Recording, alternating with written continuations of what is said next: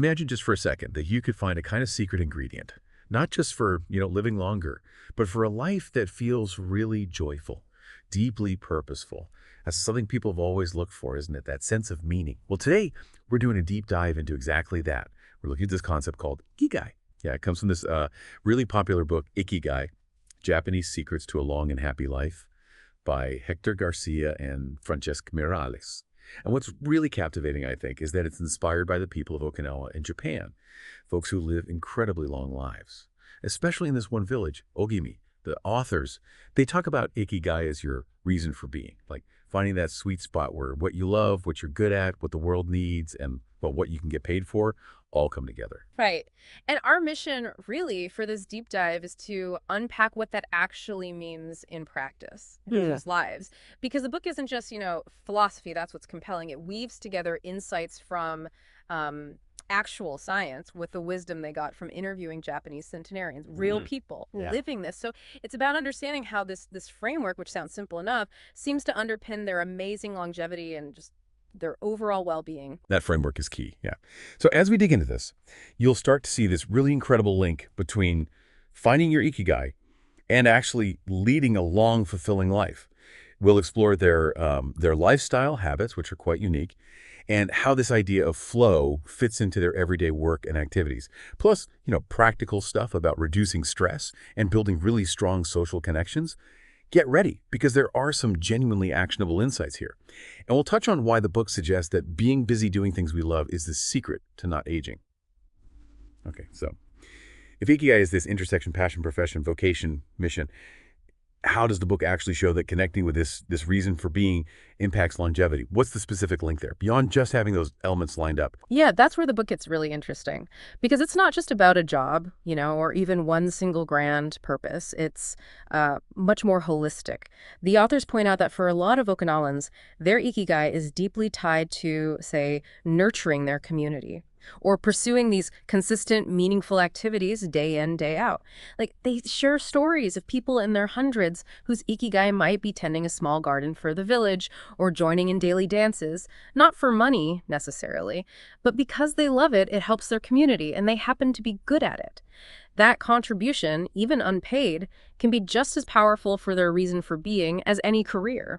And that continuous engagement, that sense of contributing something, it keeps their minds sharp, their bodies active. It helps stave off that decline you often see with inactivity. Right, so it's less about just what they're doing and more about the how and the whole mindset behind it. So what specific daily habits or maybe community structures does the book highlight? Things that really contribute to this holistic well-being and amazing longevity in places like Okinawa. Exactly. The mindset is crucial. And the book does get specific. It talks about their diet, often plant-heavy, quite light, and this thing they call hara hachibu. You've probably heard of it. It's the practice of eating only until you feel about 80% full. Oh yeah, I have heard of that. It sounds simple, but it's apparently really effective for managing weight and digestion long-term. And then beyond diet, there's movement, consistent daily movement. But again, it's not about intense gym sessions. Right. It's more constant, gentle activity woven into their day, walking, gardening, just moving around the house. And critically, the book really emphasizes the power of social connection. They have these things called moai. Moai. Yeah, they're basically these tight-knit social groups. They provide financial support, emotional support, right through life, from childhood onwards, often. And what's fascinating is how researchers are connecting this stuff, consistent social interaction, a low-stress environment, to things like lower cortisol levels, which, scientists link directly to better cellular aging, improved longevity. The Okinawans just seem to practice this intuitively. That focus on integrated, gentle activity and that strong community fabric. Yeah, that makes total sense for living longer and, happier too, I imagine. Okay, what about flow? The book links Ikigai to that state, where you're completely absorbed in something, time just flies. How do these centenarians actually find that state of flow so consistently? Well, it often comes through those same consistent, meaningful daily rituals where their Ikigai shows up. Could be crafting something, could be fishing, could be that community dance we mentioned. They find joy and deep engagement right there, in the moment, not constantly distracted or, worrying about the next thing. They're fully present. Which actually raises a good question for all of us, doesn't it? Beyond just getting into that amazing flow state, what other sort of practical wisdom did these Okinawans share about handling life's challenges? about crafting a genuinely long, well-lived life. That's a great point. Yeah, it's not just about finding the one big thing, Yeah. but cultivating a whole lifestyle around it. So apart from flow, what else really stood out in the book about how they handle stress or maintain emotional resilience, Yeah. especially thinking about those strong social bonds you mentioned? Yeah, the book really hammers home emotional resilience and living with low stress as like fundamental pillars. Those MOI, the social groups, they provide this incredible safety net. It means nobody feels isolated, which is a huge stress reducer right there.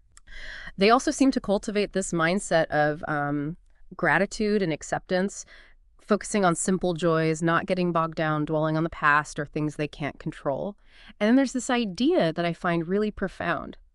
They never truly retire from what they love. Ah, For right many on. Okinawans, their work or whatever that core activity is just keeps going well into old age because it is their Ikigai. It's not seen as a chore they have to escape. It's part of their identity, their purpose. And that keeps them active, keeps them engaged, keeps them contributing.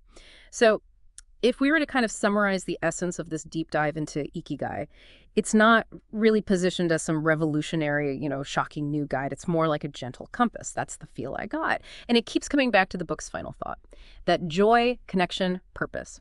They're often found in the really simple everyday rituals, not necessarily in huge achievements. It really emphasizes that living well isn't about chasing more, but connecting deeply with what already is. I think that's a key takeaway. Yeah, I agree.